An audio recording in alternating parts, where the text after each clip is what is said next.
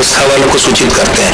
दूसरी बात यह कि शेयर मार्केट की जो उछाल है, इसमें जो कंपनियां पेट्रोकेमिकल्स की हैं या जैसे संचार माध्यमों की हैं, भारी वाहनों की है, तो ये जो कंपनियां हैं या ये जो इनसे संबंधित शेयर है, उनके उछाल का क्रम तो जारी रहेगा। इसलिए अगर चाहता है कि कोई वो इसमें लाभ उठाए तो इस क्षेत्र में निवेश करे।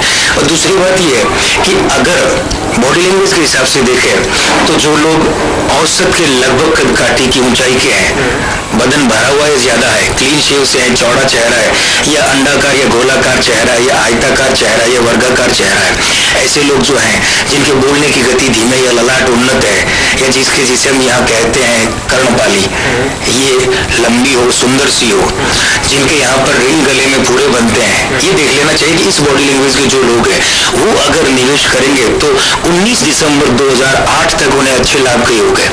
लेकिन इसके ठीक उलट ऐसे लोग जो कि औसत से कुछ ज्यादा लंबे हैं, पतले हैं, लंबे से चेहरे वाले, तीखा नाक है, रंग सांवला है या गेहुआ है, या पके हुआ रंग जिसको हम कहते हैं, इसके अलावा जिनकी आवाज थोड़ी कर्कशी है या जो ओवर पिच में बोलते हैं, फिर हम कह सकते हैं कि लंबे चेहरे के साथ भी उनके जो चेहरे के ये अवयव हैं ये चुभने वाले से हैं, अखरने वाले से, या जिनके हाथों के यहाँ की जो नाड़ियां हैं, नसें हैं, वो उभरती सी है, तो ऐसे लोग जो है वो बच कर रहे हैं, संभल कर रहे हैं। ये नहीं कि उन्हें घाटा ही होगा, लेकिन वे संभल कर करेंगे निवेश तब तो लाभ में रह सकते हैं, अन्यथा उन्हें घाटा ही होना है। अच्छा, 20,000 का आंकड़ा छोड़ने का कब तक रहता है? जो अंकशास्त्र का रहता है 20,000 के आंकड़े कब तक पहुंचा है? मेरे हिसाब से बुध का समय होता है, वो आता है 21 मई से 20 जून, और यानी 5 का अंक। शुक्र का यानी 6 के अंक का पॉजिटिव टाइम जो होता है वो 21 अप्रैल से 20 मई। मैं ये मानकर चलता हूँ कि 21 अप्रैल से 20 मई का जो टाइम है, वहां तक पहुंचने से पहले या वहां पहुंचने तक ये 20,000 का आंकड़ा क्रॉस कर जाएगा। क्योंकि एक बात तो होगी कि 2008 का अंक है, 2 और 8, तो 8 जो है बूम लाएगा, लेकिन इसका जो वर्षपति है स्वामी, वो एक अंक है, लीडर का अंक है। और दूसरे जिस समय की मैं बात कर रहा हूँ 21 अप्रैल से 20 मई का, वो शुक्र का पॉजिटिव टाइम है 6 के अंक का। तो ये सारा कॉम्बिनेशन कहता है कि 20 मई तक ये सेंसेक्स जो है वो 20,000 क्रॉस कर जाएगा, और क्रॉस करके वापस ऐसा नहीं कि 18 पर आ जाए, उसके बाद आगे की यात्रा इसकी जारी रहेगी। लेकिन इसके बीच में मुझे लगता है कि 20 मई तक कम से कम 2 झटके इस सेंसेक्स को बड़े जोरदार लगेंगे, और बहुत संभव है कि वो झटके जब लगेंगे तो सप्ताह के पूर्वार्ध के दिन होंगे, वो जैसे कि सोमवार या मंगलवार, और कम से कम ये 2 झटके हैं, ये कई लोगों को बर्बाद कर देंगे। अच्छा, अब तो देखा गया है कि सोमवार के दिन हमेशा काफी बड़ी गिरावट देखी गई सेंसेक्स में। अब तक का इतिहास देखा जाए तो क्या सोमवार का कोई खास वजह है कि सोमवार के दिन इतनी बड़ी गिरावट आती है?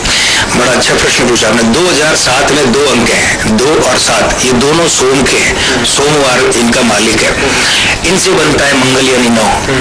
तो अभी मंगल भारी पड़ रहा है सोम यानी चंद्रमा पर।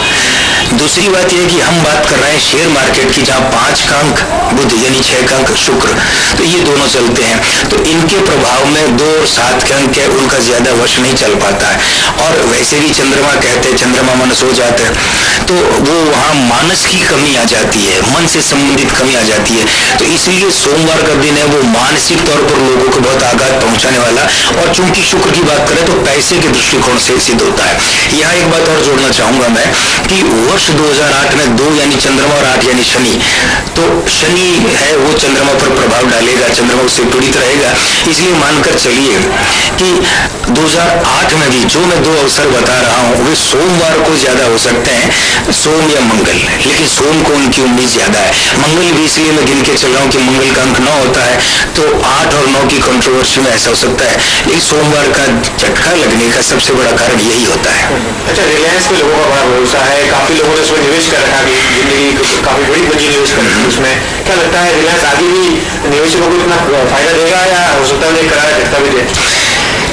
जब रिलायंस में बंटवारे की बात चल रही थी तब कई लोगों के मेरे पास फोन आए थे कि हम क्या करें, ये डूब जाएगी और निवेश न करें। तब मैंने कहा था जी भर के खरीद लो जितना खरीद सको, और आज वे लोग निहाल हुए हैं। कारण क्या था, तब भी मेरा ये कहना था और आज भी ये कहना है कि इन दोनों भाइयों की बॉडी लैंग्वेज को स्पष्ट बताती है कि इनकी कंपनियां जो है एक ऐसे जहाज के रूप में जो पीछे नहीं हटनी है, जो डूबनी नहीं है। इसलिए रिलायंस अगर इस क्षेत्र में विश्वसनीय नाम है और लोग और इसमें इन्वेस्ट करना चाहे तो बेफिक्र होकर करें, क्योंकि 2008 और 2009, खासकर जून 2009, 20 जून 2009 तक का जो टाइम है वो रिलायंस के लिए बहुत तगड़ा और बहुत अच्छा टाइम है। उसके बाद में 2010 में, जब रिलायंस की बात करो तो दोनों भाइयों की कंपनी की बात करो, फिर 2010 में ये सिलसिला फिर बनेगा। बीच में 5-6 महीने के लिए ठीक ठाक की स्थिति हो सकती है, लेकिन इसमें निवेश करना बहुत लाभदायक रहेगा।